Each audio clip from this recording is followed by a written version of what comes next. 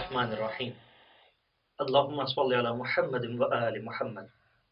السلام علیکم ناظرین، در علم نیٹ ورک کی جانب سے پروگرام سیرت اہل بیت لے کر آپ کا میزبان عقیل عباس ایک مرتبہ پھر آپ کی خدمت میں حاضر ہے۔ ناظرین، لفظ شہر مدینہ سے آپ واقف تو ہوں گے، اور آپ شاید یہ محسوس بھی کریں کہ جب کوئی عمرہ یا دیگر زیارات کے لیے مدینہ منورہ جاتا ہے اور اپنا دورانیہ مکمل کرنے کے بعد جب واپس پلٹتا ہے تو جو آخری زیارت اس کی ہوتی ہے وہ مڑ مڑ کر روضہ رسول کی طرف دیکھتا ہے، جنت البقیع کی طرف دیکھتا ہے، صحن مسجد نبوی کی طرف دیکھتا ہے۔ اس کا دل نہیں چاہتا ہے کہ مدینے سے رخصت ہو۔ یہ حالت ایک عام انسان کی ہے، لیکن ذرا سوچیں، امام حسین علیہ السلام کہ جن کی پوری زندگی مدینے میں گزری، کس طریقے سے 28 رجب کو اپنے نانا سے وداع کیا ہوگا، کس طریقے سے اپنی ماں فاطمہ الزہرا سے وداع کیا ہوگا، کس انداز سے بھائی حسن کی قبر اطہر پر جا کر الوداعی کلمات کہے ہوں گے۔ واپس مدینے لوٹ کے آئے نہ پھر حسین، واپس مدینے لوٹ کے آئے نہ پھر حسین، یا رب کسی غریب کا ایسا سفر نہ ہو۔ جی ہاں ناظرین، آپ نے اس تمہید سے اندازہ لگا لیا ہوگا کہ آج ہمارے پروگرام کا موضوع امام حسین علیہ السلام کا مدینہ سے روانہ۔ وہ پس منظر جاننے کی کوشش کریں گے، وہ وجوہات جاننے کی کوشش کریں گے کہ جس کی بنا پر امام حسین علیہ السلام نے مدینے سے روانگی اختیار کی۔ آج کے اس موضوع پر گفتگو کرنے کے لیے دعوت دی ہے ہم نے حجت الاسلام والمسلمین جناب مولانا غلام رضا روحانی صاحب کو۔ ان سے گفتگو کریں گے اور ان تمام حالات جاننے کی کوشش کریں گے۔ السلام علیکم رضا صاحب۔ وعلیکم السلام ورحمۃ اللہ۔ اگر سب سے پہلے تو ہم آپ کے انتہائی مشکور ہیں کہ آپ نے مصروفیات میں سے ہمارے لیے وقت مختص کیا اور ہمارے پروگرام کو رونق بخشی۔ قبلہ، آپ سے پہلا سوال یہ ہے کہ امام حسین علیہ السلام نے تقریباً اپنی تمام عمر مدینے میں گزاری ہے، تو کیا حالات بنے، کیا وجوہات آئیں کہ امام حسین علیہ السلام کو مدینہ چھوڑنا پڑا؟ سب سے پہلے تو میں آپ کا بھی شکریہ ادا کروں کہ آپ نے عزت افزائی کی اور مجھے اس قابل سمجھا کہ میں آپ کے پروگرام میں آؤں، اور اس دعا کے ساتھ کہ پروردگار عالم آپ کو آپ کے تمام نیک مقاصد میں کامیابی عنایت فرمائے۔ ٹھیک ہے، جیسا کہ آپ نے مجھے بتایا بھی کہ یہ 28 رجب مولا حسین کے جو مدینہ منورہ سے کربلا کا سفر ہے، اس مناسبت سے اس پروگرام کا انعقاد کیا گیا یا اس ہماری گفتگو کا۔ تو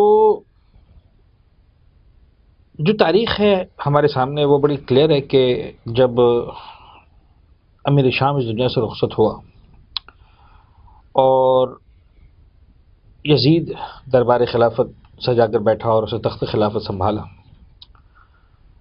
تو اس نے پھر امام حسین کی خدمت میں اور جو ہے وہ اپنے الچی کو روانہ کیا کہ بھائی کچھ بھی ہو، سرکار سید الشہداء سے امام حسین سے یا تو بیعت لی جائے، اور اگر بیعت سے انکار کریں تو جو ہے وہ امام کے سر کو قلم کر دیا جائے۔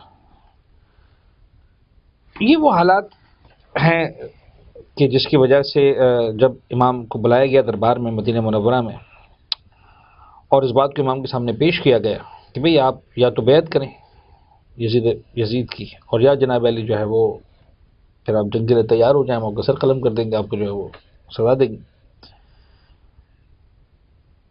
تو اس وقت امام حسین علیہ السلام نے ظاہری اعتبار سے جو ہے وہ دربار سے نکل آئے، امام اصحاب امام کے ساتھ تھے، دروازے پر انتظار کر رہے تھے، ظاہر سی بات ہے۔ امام کی آواز بلند ہوئی کہ تو کون ہوتا مجھے دھمکی دینے والا، مروان کو امام نے کہا، اور پھر امام جو ہے وہ باہر آتے ہیں، اور پھر امام حسین علیہ السلام جو ہے وہ مولا عباس سے فرماتے ہیں کہ عباس تیاری کرو، ہم مدینہ چھوڑنا ہے، اور امام حسین نے جو ہے مدینہ منورہ کو ان حالات کی بنیاد پر چھوڑ دیا۔ قبلہ، امام حسن علیہ السلام کو سن 50 ہجری میں زہر دے دیا گیا اور امام حسین مسند امامت پر فائز ہوئے۔ امام نے جو سفر اختیار کیا ہے وہ سن 60 یا 61 ہجری میں کیا ہے۔ جو 10 سال کا عرصہ امام نے گزارا تو اس میں کیا حالات و واقعات تھے؟ دیکھیے بیٹا، بات یہ ہے کہ یہ جو آپ کا سوال ہے نا، یہ ایکچولی ایک تاریخی تسلسل ہے جس کو دیکھنا یا سمجھنا ضروری ہے مولا حسین کے اس کربلا کی قربانی اور کربلا کے اس پورے واقعے کے پس منظر کو دیکھنے کے اور سمجھنے کے لیے. بہت سے لوگ اس طرح کی بات کرتے ہیں کہ بھائی جو ہے وہ حالات بگڑ گئے تھے اور ایک دم سے ایسا ہو گیا تھا ویسا ہو گیا تھا اور امام حسین جو ہے وہ نکل پڑے. تو اگر آپ تاریخ کے تناظر میں دیکھیں تو آپ کو یہ بات نظر آتی ہے کہ سرکار امیر المومنین کی شہادت، آپ تو ابھی مولا امام حسن کی شہادت کی بات کر رہے ہیں، سرکار امیر المومنین کی شہادت 40 سے 41 ہجری میں. اب 40 ہجری آپ سمجھ لیں مولا امیر کی شہادت ہوتی ہے، 50 ہجری میں امام حسن مجتبیٰ کی شہادت ہوتی ہے. جب مولا امیر کی شہادت ہو رہی ہے اس وقت بھی ظاہری اعتبار سے ٹھیک ہے، مولا امیر جو ہے وہ عالم اسلام کے اعتبار سے چوتھے خلیفہ ہیں اور جو ہے وہ آپ کی اقتدار ہے، آپ کی حکومت ہے. لیکن شام میں امیر شام جو ہے وہ اپنی حکومت ایگزسٹ کر چکا ہے، ٹھیک ہے نا، وہ اپنا اقتدار وہاں بنا چکا ہے اور بہرحال لڑائیاں بھی ہوئیں، صفین جو ہمارے سامنے آتی ہیں. اور الٹیمیٹلی مولا امیر کی جب شہادت ہوتی ہے تو اس کے تقریباً 6 مہینوں کے بعد جو ہے وہ امام حسن مجتبیٰ مولا امیر کے بعد جو ہے ظاہر اعتبار سے خلافت کو سنبھالتے ہیں اور تقریباً 6 مہینے کے اندر صلح ہو جاتی ہے. اب وہ ایک الگ ٹاپک ہے جس پر کبھی انشاءاللہ دوبارہ بات ہوگی. تو سن 40-41 سے لے کر سن 50 تک امام حسن مجتبیٰ مدینہ منورہ میں، امام حسین بھی جو ہے سرکار ساتھ میں، اور امیر شام حکومت کر رہا ہے پورے عالم اسلام پر انکلوڈنگ مدینہ. 50 میں امام حسن مجتبیٰ جامع شہادت نوش فرماتے ہیں اور 60 ہجری تک امام حسین سرکار جو ہے وہ کربلا اپنا مدینہ منورہ میں رہتے ہیں. مزید 10 سال ہیں، ان 10 سالوں میں بھی امیر شام تخت خلافت پر جو ہے وہ قابض ہے اور جو ہے وہ حکومت کر رہا ہے انکلوڈنگ مدینہ. جیسے ہی امیر شام اس دنیا سے رخصت ہوا اور یزید کی طرف سے بیعت کا مطالبہ آیا تو اس کے بعد امام کے سفر کا آغاز ہوتا. یہاں آنے کے بعد ایک جملے میں اگر ہم چاہیں بات کو کنکلوڈ کرنا، اور اس پر ساری ہماری بحث کی بنیاد بھی ہوگی، ہماری ساری گفتگو کی بنیاد بھی ہوگی، اور وہ یہ کہ سوال کو یوں اگر پٹ اپ کیا جائے کہ کربلا ایک عمل کا نام ہے یا کربلا ایک رد عمل کا نام ہے. اور یہ جو سوال اگر فرض کریں اس طرح سے آپ پوچھتے یا پوچھا جاتا تو یہ سوال در حقیقت ایک صرف سوال نہیں ہے، یہ دو بہت ہی بڑے اسکول آف تھاٹس ہیں کربلا کے حوالے سے، سرکار سید الشہداء کی قربانی و شہادت کے حوالے سے. اور ایک اسکول آف تھاٹ جو ہے وہ یہ کہتا ہے کہ یہ ایک عمل ہے، اس کے الگ کانسیکوینسز ہیں، اس کے الگ شرائط ہیں، اس کے الگ نتائج ہیں، وہ الگ اس پہ جو ہے وہ اس کو ڈسکس کرتے ہیں. اور ایک جناب علی جواب یہ کہ نہیں، یہ ایک رد عمل ہے. ہم ان واقعات اور حالات کو دیکھ کر ہی سمجھتے ہیں کہ جب یزید کی طرف سے بیعت کا مطالبہ آیا تو امام کی طرف سے جواب آیا، لہٰذا کربلا ایک تسلسل ہے رد عمل کا، نہ عمل کا. یعنی امیر شام کی طرف سے جب اس طرح کا مطالبہ نہیں تھا، ٹھیک ہے، ادھر سے بھی کوئی اس طرح کی جو ہے وہ جواب نہیں تھا. حالانکہ دین کی جو بھی کیفیت ہو رہی تھی وہ ٹھیک ہے، لیکن ادھر سے انداز بدلا تو ادھر سے انداز بدلا، وہاں سے انداز بدلا ہے تو وہاں سے عمل بدلا ہے تو رد عمل بدلا. اور اس وجہ سے امام حسین جناب علی جو ہے وہ مدینہ منورہ کو چھوڑ دیتے ہیں. کتنا یہ دنیا عام طور پر دو شہزادوں کی جنگ کہتی ہے اسے، اس پر آپ کے کیا تاثرات ہیں؟ یہی بات، یہ جو آپ نے کہا دو شہزادوں کی جنگ کہتی ہے، آسان الفاظ میں جو میں سمجھا رہا تھا یہی وہ بات ہے کہ ایک طرز عمل یہ ہے کربلا کو ڈیسائیڈ کرنے کے لیے کہ صاحب کربلا جو ہے وہ ایک عمل کا نام ہے. جب عمل کا نام ہے یعنی خود امام حسین انیشیٹو لے رہے ہیں، تو یعنی امام حسین نکلے ہیں کہ بھائی میں چاہتا ہوں کہ حکومت یزید کے اس خلاف جو ہے وہ میں جہاد کروں یا مثلا قیام کروں یا اس کے خلاف لڑوں اور اس کو ختم کروں اور میں اپنے نانا کے دین کو زندہ کروں. ایک یہ طرز خیال ہے. یہ ہے اس بات کا یہ وہ فلسفہ ہے کہ عمل ہے. جنہوں نے اس نظریے سے دیکھا انہوں نے کہا یہ دو شہزادوں کی جنگ تھی.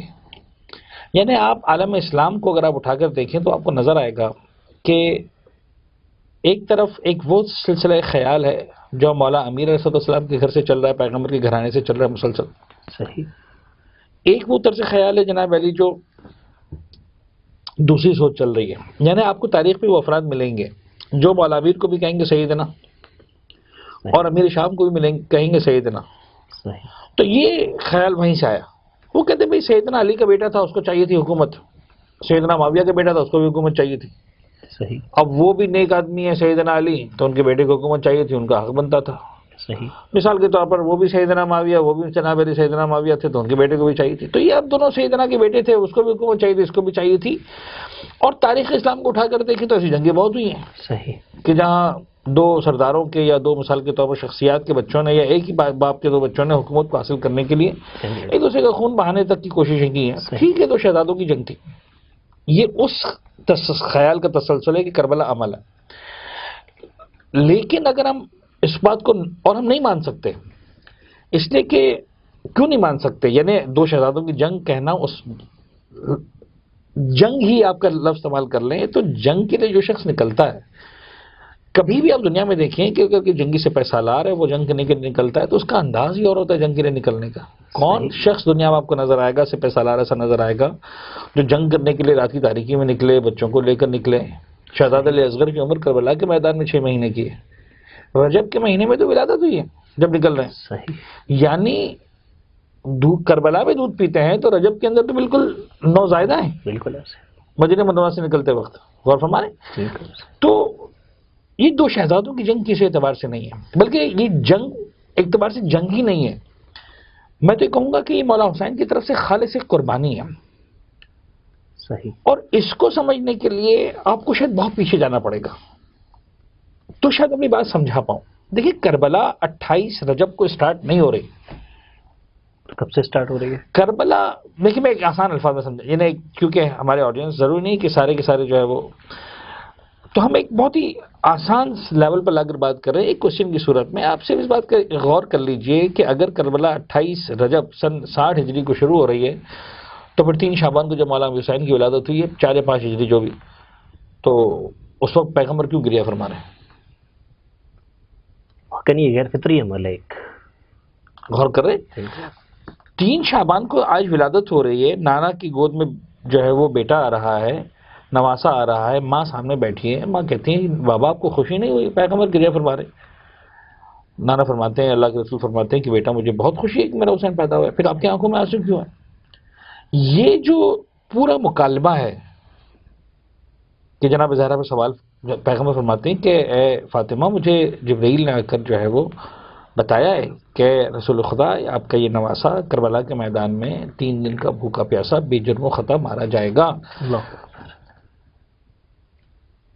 یہ خبر جو مولا حسین کے بارے میں پیغمبر اور روایات ہیں. اچھا، اس کا تعلق ایسا نہیں کہ شیعہ مکتب فکر سے، اہل اسلام کی احادیث کی کتابوں نے ان واقعات کو کہیں نہ کہیں کسی نہ کسی انداز سے، کچھ ممکن ہے آپ کو باریک رد و بدل یا کچھ فرق نظر آئے، لیکن جو ایک مرکزی جو خیال ہے وہ یہ ہے کہ امام حسین پر گریہ کیا ہے پیغمبر اکرم نے، آنسو بہایا ہے، بتایا ہے پیغمبر اکرم نے کہ جو ہے میرا بیٹا کربلا کے میدان میں بھوکا پیاسا مارا جائے گا، بے جرم و خطا مارا جائے گا.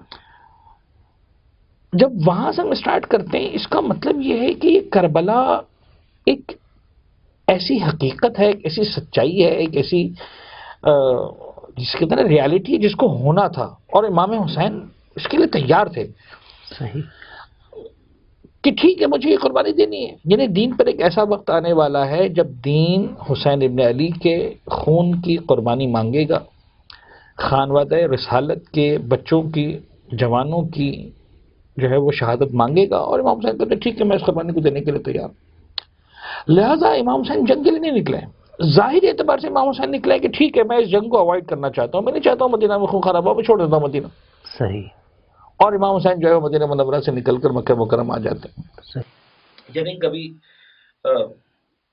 اس انداز سے ہم سوال کو لیں. اس سے پہلے کہ آپ سوال پوچھیں میں اس کا جو ہے وہ ڈسکس کر لیتے ہیں کہ یہ جو 28 رجب سے سلسلہ شروع ہوا تو امام حسین تو جو ہے وہ 2 محرم کو پہنچے کربلا. صحیح. تو شعبان کے مہینے میں کہاں تھے؟ اگلا سوال آپ کا یہ ہونا چاہیے تھا، شعبان کے مہینے میں کہاں تھے، رمضان کے مہینے میں کہاں تھے، شوال کے مہینے میں کہاں تھے، ذی القعدہ کے مہینے میں کہاں تھے، ذی الحجہ، یہ سب سارے مہینے کہاں تھے؟ تو آپ تاریخ اٹھا کر دیکھیں تو آپ کو پتہ چلے گا کہ 28 رجب کو جو میرے مولا مدینہ منورہ سے نکلے ہیں وہ 3 شعبان کو پہنچ گئے ہیں. کہاں پہنچ گئے؟ مکہ معظمہ میں. مکہ میں پہنچنے کے بعد امام اسٹے کرتے ہیں، مکہ میں خیر فرما ہو گئے کہ ٹھیک ہے اور مدینہ چھوڑ دیا. مکہ کے گورنر کو جب خط لکھا جائے گا، جب کوئی معاملہ ہوگا تب دیکھا جائے گا. سرکار مدینہ مکہ مکرمہ میں مدینہ نہیں، مکہ مکرمہ میں قیام فرماتے ہیں، شعبان کا پورا مہینہ گزرتا ہے. میں ایک منٹ آپ کو روکوں، اس کا مطلب امام حسین علیہ السلام کربلا کے لیے نہیں نکلے ایسا؟ دیکھیں اس سوال کا جواب اصل میں پھر وہی بات ہے، ایک وہ ہے جو ظاہر ہمارے سامنے ہے، ایک وہ ہے جو کربلا لکھی جا چکی ہے. امام حسین کو وہ بھی پتا ہے کہ کربلا لکھی جا چکی ہے، صحیح. اور ایک جناب علی یہ بھی ہے کہ ظاہر اعتبار سے امام کربلا کے لیے نہیں نکلے، ابھی امام حسین مکہ کی طرف گئے، اور پھر مکہ میں وہ سارے واقعات پیش آتے ہیں کہ امام حسین جو ہے وہ شعبان کا مہینہ پورا گزارتے ہیں، رمضان کا پورا مہینہ گزارتے ہیں، شوال کا پورا مہینہ گزارتے ہیں، ذوالقعدہ کا مہینہ گزارتے ہیں، حج کا موقع جاتے ہیں، امام حج کے لیے احرام باندھتے ہیں. اب جنہوں نے حج کی اس بات کو سمجھیں گے کہ امام نے جب حج کا احرام باندھا تو حج کا احرام مکہ مکرمہ سے باندھا جاتا ہے، اور اس سے پہلے عمرے کی تکمیل ہو چکی ہوتی ہے، اور احرام باندھنے کے بعد سرکار جو ہے وہ مکہ مکرمہ سے اب جانا ہے، ان کو جو ہے وہ مینا کے میدان کی طرف یا عرفات کے میدان کی طرف جانا ہے. اور ایسے وقت میں امام عالی مقام کو یہ خبر ملتی ہے کہ یزید کی فوج کے سپاہی جو ہے وہ احرام میں ہتھیار لے کر آ گئے، جو کہ حرام ہے، حالت احرام میں. پورا عالم اسلام جانتا ہے اس بات. اور امام حسین نہیں چاہتے ہیں کہ خانہ کعبہ کی حرمت پامال ہو، یعنی شہادت امام حسین کے لیے مسئلہ نہیں ہے، لیکن خانہ کعبہ جس کی حرمت ہے، حرم مکہ کی جو حرمت ہے کہ کسی بھی انسان کا خون وہاں نہیں بہایا جا سکتا، ہر انسان کا، جانوروں کا خون محفوظ ہے، حالت احرام میں شکار کرنا حرام ہو جاتا ہے آپ کے لیے. تو جہاں جانوروں کا خون محفوظ ہے وہاں انسان، اور انسانوں میں بھی اشرف الانبیاء کی نسل سے مولا حسین کائنات کا افضل ترین انسانوں میں سے ایک انسان، امام حسین یہ گوارا نہیں کرتے اور مکہ مکرمہ کو بھی چھوڑ دیتے ہیں. اور واقعی ایک دردناک مصائب ہے امام کا، یعنی جو ایک 28 رجب کا آغاز ہے کربلا کے لیے مدینہ منورہ سے، تو دوسری طرف پھر ایک نیا آغاز ہے جو ہے وہ 8 ذی الحجہ کو مکہ مکرمہ سے دوبارہ. اور اب جو سفر اختیار کرتے ہیں امام مکہ کو چھوڑ کر، تو یہ عراق کا سفر اختیار کرتے ہیں. جو ظاہر ہے اس پوری داستان کا، اس پورے واقعے کا، وہ یہ ہے کہ حضرت مسلم کو بھیجا جا چکا ہے، اس لیے کہ عراق کی طرف سے جو ہے وہ کوفہ مسلمانوں کی طرف سے بے شمار خطوط آئے، اور وہ یہ کہہ رہے ہیں کہ ٹھیک ہے آپ آ جائیے، ہم آپ کے ساتھ دینے کو تیار ہیں، اور ہم جو ہے وہ آپ کی خاطر سر کٹانے کو تیار ہیں، اور آپ آئیے. اچھا ظاہر اعتبار سے امام کی ذمہ داری بنتی ہے، تو امام جو ہے وہ نکل بھی جاتے ہیں اور حضرت مسلم کو بھیجتے ہیں. حضرت مسلم کا خط آتا ہے کہ ہاں مولا حالات سازگار ہے، تشریف لائیے. امام کو مکہ چھوڑنا ہے ہر صورت میں، اور مکہ چھوڑنے کے بعد امام جو ہے عراق کا سفر اختیار کرتے ہیں. اور پھر راستے میں حضرت مسلم کی جو ہے وہ شہادت کی خبر ملتی ہے، اور پتہ چلتا ہے کہ جو ہے وہ ہم 8 ذی الحجہ کو ہم نے چھوڑا ہے، اور 9 ذی الحجہ کو تو حضرت مسلم وہاں پر جو ہے وہ جامع شہادت نوش فرما چکے ہیں. صحیح. تو پھر امام حسین علیہ السلام سرکار جو ہے وہ پھر بھی ظاہری اعتبار سے امام عراق کی طرف سفر کا جاری رکھتے ہیں. پھر راستے میں جو ہے وہ ہر کے لشکر سے ملاقات ہونا، اور پھر ہر کے لشکر کا ساتھ ساتھ چلنا. تو یہ کہیں پر بھی آ کر امام حسین علیہ السلام نے وہ والا کام نہیں کیا کہ ہم یہ سمجھیں کہ جو 2 شہزادوں والی جنگ ہے یا اقتدار حاصل کرنے کی جنگ ہے، جب ہر کا لشکر سامنے سے آتا ہے اس وقت اس لشکر کو مارنا یا ان کو جو ہے وہ قتل کر دینا امام حسین کے لیے آسان ترین کام تھا. قبل جنگ بجا دینا بڑا آسان تھا اس طرح کے معاملات میں. لیکن کسی مقام پر امام حسین کو کوئی عمل ایسا نظر نہیں آتا ہمیں کہ ہمیں لگے پانی پلاتے ہوئے نظر آتے ہیں، قربانی دیتے نظر آتے ہیں، ان کو نماز ساتھ میں پڑھاتے ہوئے نظر آتے ہیں کربلا پہنچنے کے بعد. تو یہ ایک وہ سفر تھا جو حسین بن علی کو معلوم ہے کہ مجھے جانا ہے اور مجھے اس دین کو بچانے کی خاطر قربانی دینی ہے. اور وہ قربانی صرف اسی صورت میں ہے کہ ٹھیک ہے اب گلا کٹوانا ہے تو کٹوانا ہے، اور سر کٹانا ہے تو کٹانا ہے، اور جو ہے وہ اہل حرم کو اسیر ہونا ہے تو ہونا ہے. صحیح. قبلہ ایک دفعہ پھر میں آپ کا بہت ممنون و مشکور ہوں کہ آپ نے اپنی مصروفیات میں سے کچھ وقت ہمارے لیے مختص کیا اور ہمارے پروگرام کو رونق بخشی. ناظرین، یہاں پر ہمارے پروگرام کا وقت اپنے اختتام کو پہنچتا ہے. آج جو آواز ہمارے ساتھ ہوگی وہ کراچی سے سفیر رضا بادامی کی ہوگی. ان کے کلام کے ساتھ ہی ہم اپنے پروگرام کا اختتام کرتے ہیں. اجازت دیجیے. اللہ حافظ. سلام نانا کے روزے، سلام ماں کے مزار، سلام نانا کے روزے، سلام ماں کے مزار.